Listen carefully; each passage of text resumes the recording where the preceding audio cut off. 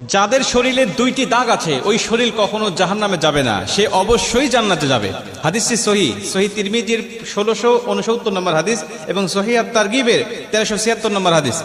হযরত আবু উমামা রাদিয়াল্লাহু তাআলা আনহু হাদিসটা বর্ণনা করেছেন। রাসূল সাল্লাল্লাহু আলাইহি ওয়াসাল্লাম বলেন, যাদের শরীরে দুইটা দাগ আছে এবং যাদের শরীর থেকে 2 ফোঁটা তরল পদার্থ নির্গত হয় ওই শরীর কখনো জাহান্নামে যাবে না, সে অবশ্যই জান্নাতে যাবে এবং আল্লাহ পাকের কাছে এই শরীরটা সবচেয়ে প্রিয় শরীর। রাসূল সাল্লাল্লাহু আলাইহি ওয়াসাল্লাম বলেন, 1 নম্বর দাগ হলো যে ব্যক্তি জিহাদের ময়দানে আল্লাহকে খুশি করার জন্য, আল্লাহর দ্বীন কায়েম করার জন্য অথবা আল্লাহর সন্তুষ্টির জন্য যে ব্যক্তি বাতিলের মোকাবেলা করতে গিয়ে শত্রু পক্ষের আঘাতে তার শরীরে ছোট্ট একটা দাগও যদি বসে যায়, এই দাগটা কিয়ামতের ময়দানে সুপারিশ করে বা এই দাগটা থাকার কারণে কিয়ামতের ময়দানে আল্লাহ পাক তাকে জান্নাতে দিয়ে দিবে। নবীজি সাল্লাল্লাহু আলাইহি ওয়াসাল্লাম বলেন, 2 নম্বরে ফরজ ইবাদত সমূহের কোন একটি দাগ যদি তার শরীরে দেখা যায়, যেমন নামাজ পড়তে পড়তে সেজদা দিতে দিতে কপালে